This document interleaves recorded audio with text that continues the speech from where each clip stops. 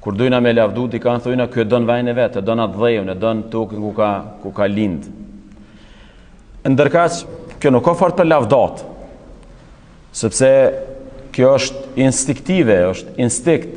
Çdo njeri normal, instiktivisht e don vajin e vetë, e don atë dhejun.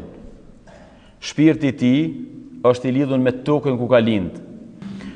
Kjo, nëse kishim guxu me krahasu, është sikur me thonë, kjo është shumë djalë i mirë se e don nonën e vet, ose e don babën e vet. Me dash nonën edhe babën është instinkt, është natyrshmëri, është shumë normal, domethënë nuk diskutohet.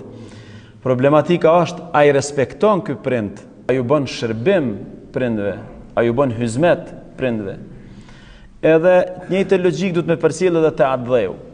Me pas atë dheu në zemër, e me dash atë dheun, e me dash vendin ku ke lind, është e natyrshme, është krejtësisht logjike, edhe për krejt njerëzit normal në për botë, kjo është një akt, si me thonë, i detyrueshëm që e sjell pjesa e brendshme e jotja.